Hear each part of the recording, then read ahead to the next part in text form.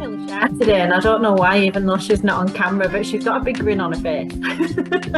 This is the whole point, right? You can be you are part of it. You're here. You're present with participation.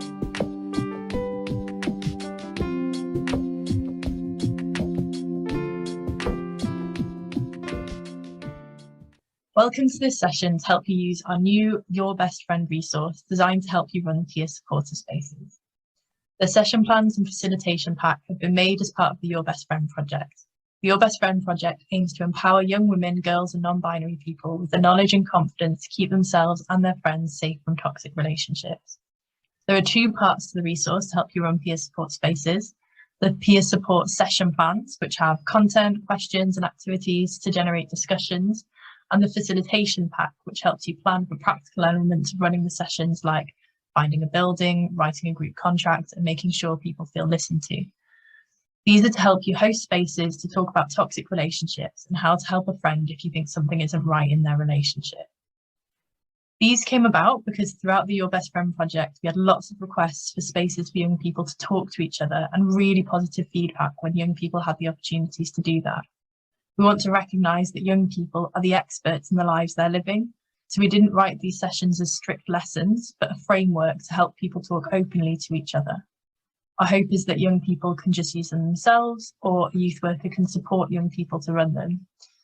Not having a learning space where one person is the teacher can be a new experience. So we're here to share some of our learning from running these pilots on how that felt for us. And we're going to run this as a discussion where we all have a chance to teach and learn from each other from having done the pilots. And hopefully that models a bit what the support spaces can feel like when we all learn from each other. So I'm Ailish and I work for Safe Lives. Yeah, sure. Hi, everyone. My name's Sophia.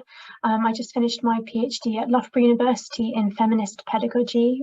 Hi, I'm Saiba and I've been working with Nazma on the Your Best Friend project. Hiya.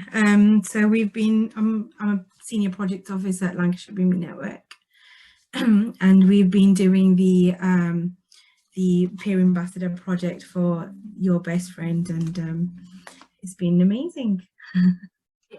My name's Mandy and I am the Chief Exec of Bright Lives Northwest, and we've been running the project as a pilot for 6 weeks with our young people's group on a Tuesday evening. Well, I've not run it, they have. Yeah, we've also got Kaya joining us, who has been one of the young people running the sessions. So I wonder if we start off, Sophia, you've been working on this from the beginning, so I wonder if you could kind of come in first. So young people told us they really wanted like really open spaces to talk to each other about relationships, and they said the most important things that those spaces had to be was flexible, inclusive, open-minded, equal and supportive. So right in the beginning, how did you kind of go about making this happen or make sure this was taken into account? We started running or started planning for the resources through a co-creation session with a group of young people. And the young people who took part in that were just an inspiration. They had so many incredible ideas and suggestions for what the resources should contain in terms of guidance for the sessions. And they gave us a really strong sense of characteristics and values that were important to them. And what we kind of noticed was that there was a kind of need to get balance between the spaces being safe and exploratory at the same time, open, but also kind of having a structure that could be followed. And a balance between freedom and guidance, basically. And I think what Ailish said at the beginning around, how do you teach without teaching, kind of came out in that session a lot. How can we give support and structure to the young people to run this, but also not just say, here's a topic, discuss, because that's really unrealistic. And I think it can be quite nerve-wracking to just have a massive topic that you're asked to discuss. So we worked quite hard on trying to strike that balance, and that kind of resulted in these 6 sessions, which all have a theme and have some guiding principles and activities, but they're not set in stone. So for example, having the kind of framework there with questions and backup questions gives the young people a chance to choose from those offerings, but also bring in other resources or questions that might feel important to them as a group. I think in my experience, good facilitation happens when the facilitator is feeling comfortable and at ease, right, and doing something that they enjoy. So hopefully with giving more than one activity suggestion, the people who are facilitating can feel as comfortable as possible in that role and enjoy it and learn from it. That's kind of the how we did it, but anything on the value of making sure that young people do have a chance to speak without kind of that strict structure. So what's kind of the benefits to that? What might come out that might not come out otherwise? I think it's, you know, what you were talking about earlier in terms of it being based on a dialogue and a conversation and not having one person who's the authority coming in with the knowledge. So like you said, from this project's been trying to meet young people where they are with their knowledge. So rather than giving them lots of principles and ideas and statistics, it's actually about, you know, giving examples of popular culture and things in the media that they can maybe relate to and discuss and then learn from that discussion, rather than there being like a set learning outcome, which is obviously what you might have in like an SRHE lesson. But at the same time, we have put some kind of goals for the learning. So it's not like a complete kind of like just go ahead and discuss what's important to you, because they might not quite know that yet. So we've kind of given a little bit of structure and framework that can hopefully lead them to finding out what's important to them in this area. Because I know things feeling relatable and relevant was something, Nazma and Saiba, that you sort of looked at. I wonder if you have anything to say on kind of how you made sure the sessions that you ran were flexible and suitable for your group. I did put them all in scenarios and ask them all questions, just so that obviously putting them in scenarios when asking each individual what they would want to do doesn't allow all of them to talk. So I put them in usually in third person scenarios, because not everyone has been through, like Sophia said, not everyone has been through a toxic relationship. So we usually put them in third person scenarios so that they can all kind of put them in someone's shoes. For myself, it was when we went through the actual session plans. We coming from a BAME background and a network that supports BAME communities, our focus was to make sure that we were focusing on the cultural and religious barriers that we may possibly face, which was actually quite a large bit, making sure that it was still. So for example, if I give you a religious barrier, relationships in general are not allowed in Islam. It's not something that you can promote because it's just not allowed.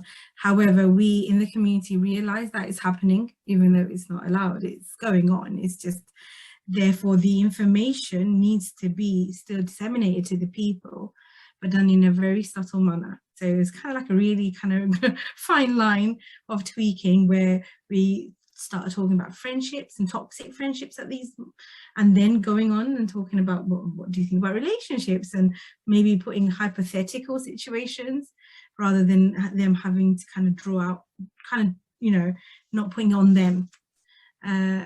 We kind of done that, but got to the actual, you know, try to cover the aims and objectives of the session plans, but in a different way. And Saiba did an amazing job of that. I think a lot of them had friends that were in toxic relationships as well, so they were still able to relate to a lot of the session outlines anyway. So I was talking about how they would react if a friend or a male or someone they're romantically involved in, or even friends as well, forcing them to send inappropriate pictures of themselves. So instead of being so harsh on nudes, it's still the same word, but more subtle. But we were talking about how they would react, and if they found out. So I was also putting them in hypothetical situations such as their friend, because a lot of them won't respond if they were in that scenario. So sometimes putting them how they would advise their friends is kind of what they would do in that scenario as well. So how would they react if their friend told them that they were forced to send someone inappropriate pictures of themselves, and how they react. So a lot of them did mention how they would never do it, and a lot of them said talked about peer pressure and how they would eventually give into it.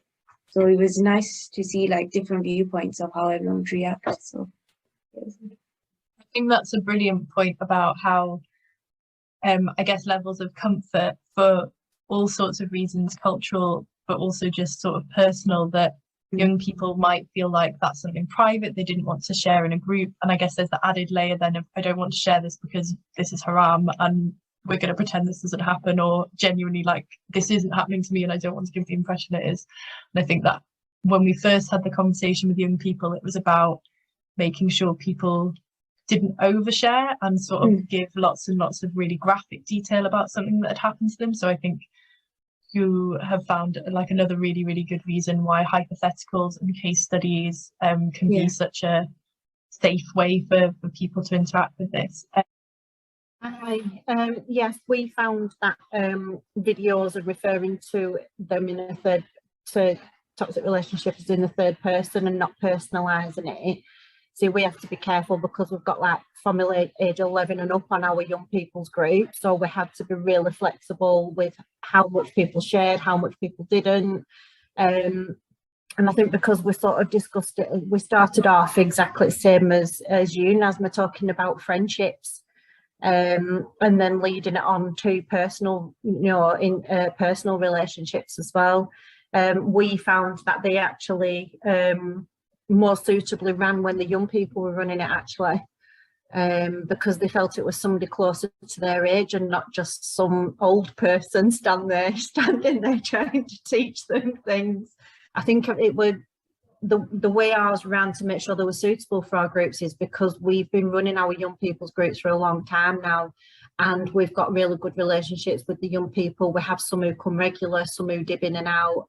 And they've already got that comfort zone here to know that they can come and talk about anything. Kaya's just said having scenarios or even challenging the young people to make them up themselves.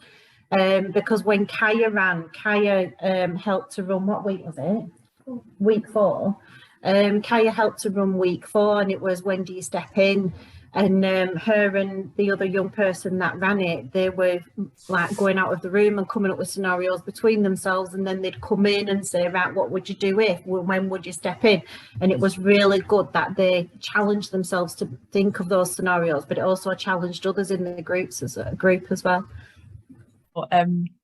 If you're a youth worker running this, or if you're a young person running this, to trust your intuition and trust the group, and that the group that you're working with, and actually if you know that the thing that everyone's talking about right now is, this particular audio that's trending on TikTok, use that as the beginning of the discussion. If you know that what everyone is talking about right now is toxic friendships, and that's where people will feel safe, start from the place that feels comfortable. And we've made these as frameworks with, I think the questions are quite good core places to start, and you can tweak them in terms of language and stuff, but you can really find whatever way in feels suitable for your young people, or if you're a young person like you and your mates. Is there any other practical advice that anyone would give to someone running one of these groups? So things that went well when you ran them or didn't go so well?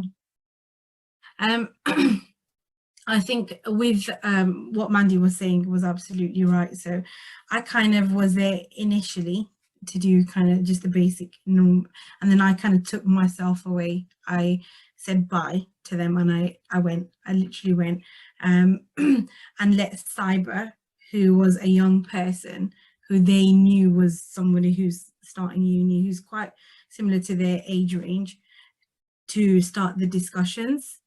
And I think that was major, because they just knew that there was no adult even listening in on them or anything like that.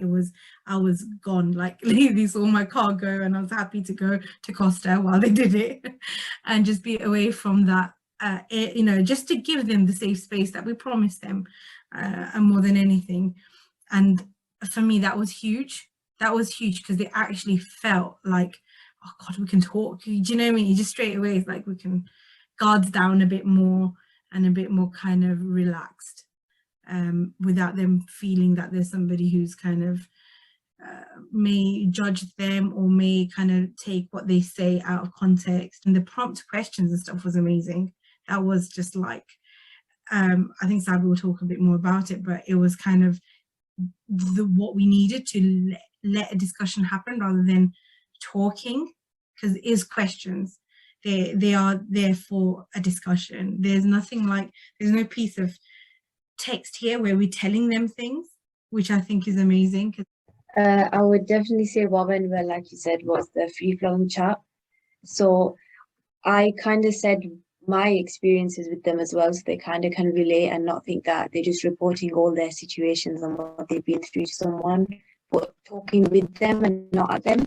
So I think that was really good as well. And like, just a lot of them mentioned their own, so some of them have been in toxic relationships or friendships in the past, and some of them are in it now. So a lot of them were advising the other individuals that are in it now on how to get out of it.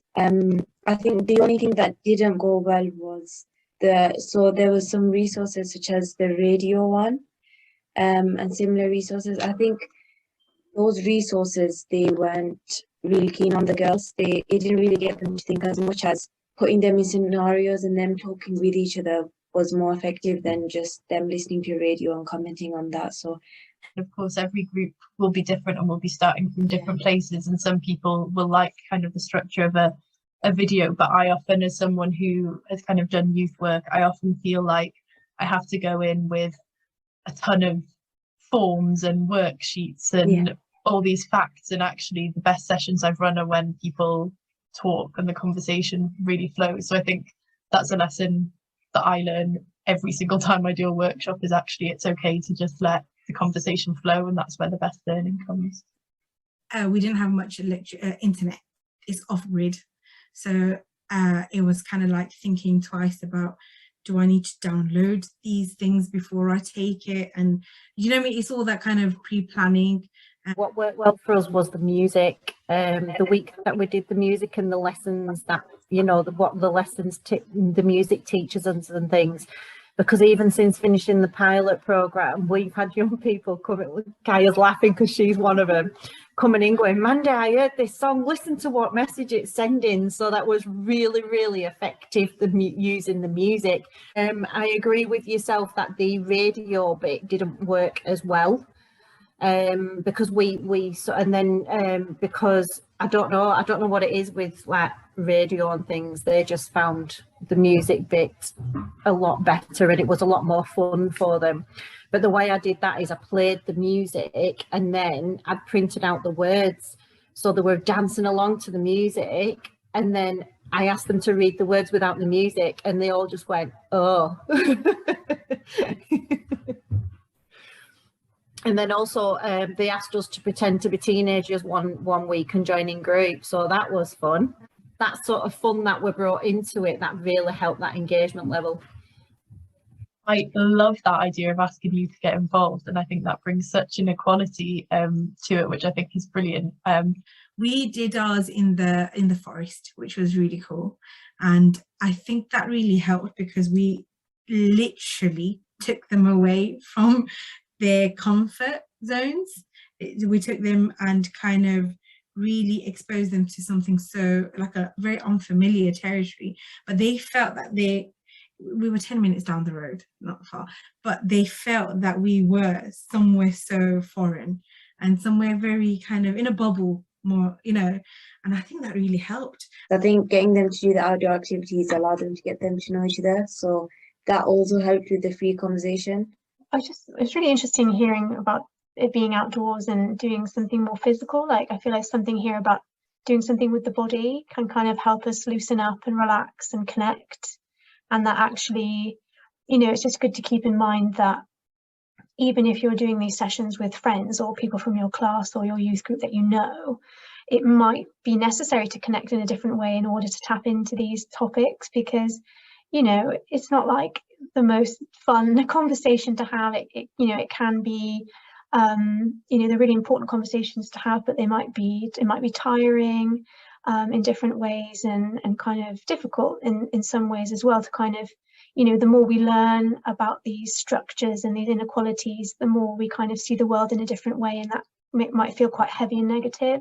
So putting it in a context that feels relaxing or freeing or different might kind of help. You know, what you were saying just then about ways to get into your body made me think, Mandy and Kaya, about your group getting up and dancing, and how, you know, there's absolutely space for all of that, and how that can be a really important part of getting into the headspace to have those discussions and build trust. It sounds like the thing that worked really well was getting young people to lead the workshops and for young people to have a chance to be a sort of leadership role or a mentor, or even just a conversation starter within groups with other young people. If you're a young person, I think we've got some outstanding evidence that you can run this group. Cyber and Kaya have done great things, as like we've heard throughout this, and so don't think that you can't. There's lots of resources to help you, and there's part of the pack is to find a supporter who you can talk to if you are running it on your own. So I suppose if anyone is in the position of the supporter, like you were, Mandy or Nazma, what sort of advice would you give to them on how to support the young people? I think it was more than anything kind of just ensuring that she felt confident with the information on the session plans. Was there anything that she thought would need tweaking or changing up, and whether she was happy to do that, and happy to kind of add or take away bits. And then in between as well, like I'm just literally on my WhatsApp away, message me if you need an email. You know, we went for lunch once at the beginning, so that was quite nice. And just having a relationship with your young person and your ambassador, I think is really important, so that they feel comfortable with you. I think that was really important, just to make sure that you have that bond and you can, you know, give them the confidence that they are supported. Was very much a mutual thing, and I think that helps because it's kind of come from Cyber as well. It's her own. I mean, we can only really mirror, well, from my perspective, I can only mirror what Nazma said, really. The fact that I think just knowing the adders in the background there, if they needed us, that was all they needed to be able to move forward with it. Because we had different young people running it, you see, to give them all a chance and things like that each week.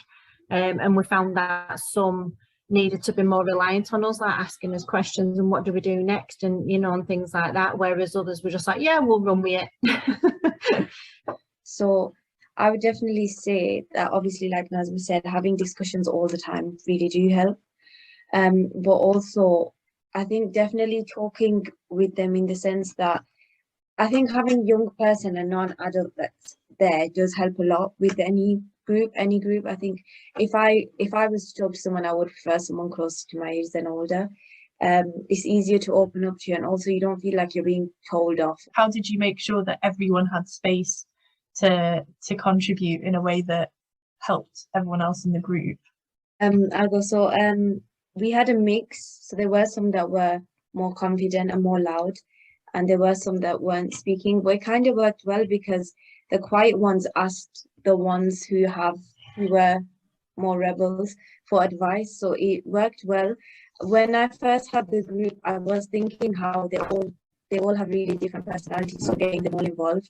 But really the quiet ones were asking the older ones anyway, what they did and how they acted and stuff like that. So it was, at first when I saw it, I was thinking, so part of getting the quiet people to talk was also asking them questions as well, but not just directly asking them questions, asking all of them questions, but they themselves also spoke to, you know, the ones who are more rebellious and stuff, asking them for advice. Towards the end, a lot of them opened up naturally anyway. Right at the beginning they didn't, towards the end they did. So yeah.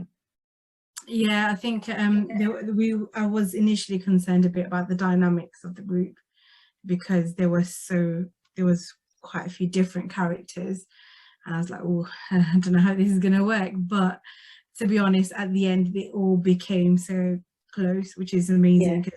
And it's because of the information that was shared and the confidence they built with each other, and the respect they had for each other.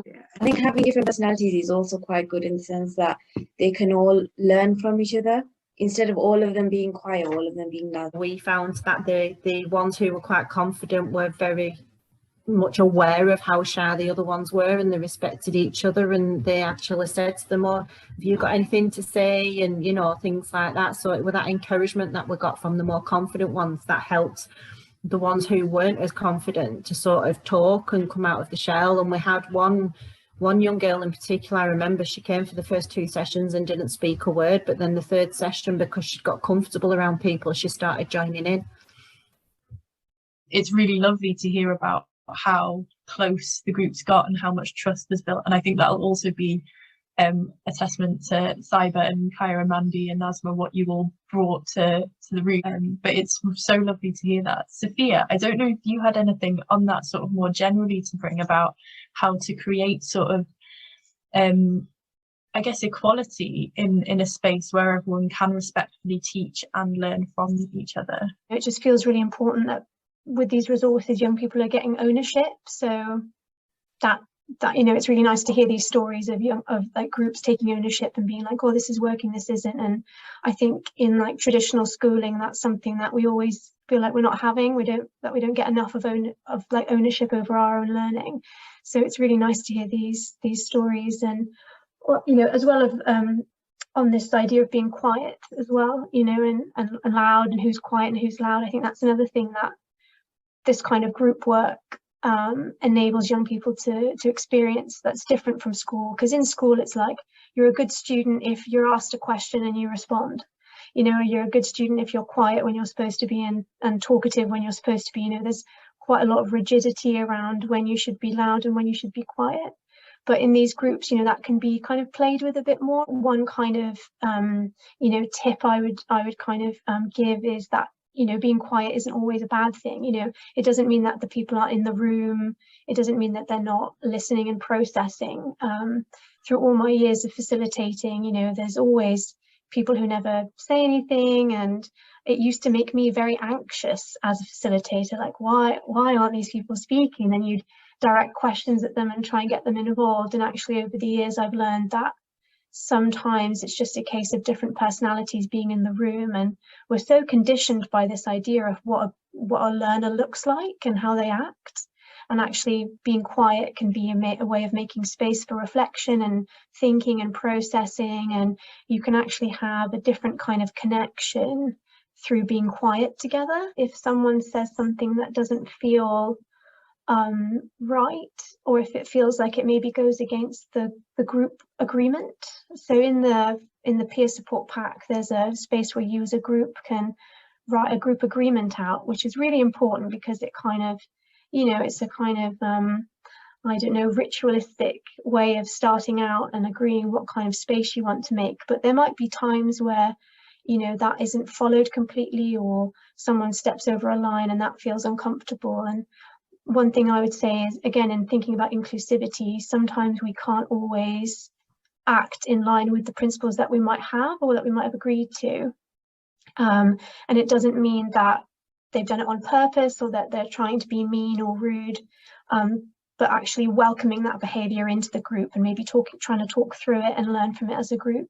It's quite often people's tone of voice isn't actually about you, it's actually coming from somewhere else. They might be tired or stressed out with schoolwork, or they might have stuff going on at home, and that tone of voice might be reflecting something. It's usually reflecting something that's going on with them rather than something you said. So as a facilitator, just deflecting and just accepting what comes up in the space is really hard, but ultimately rewarding. And it, we have to be a bit risky as well as safe in order to talk about these types of topics.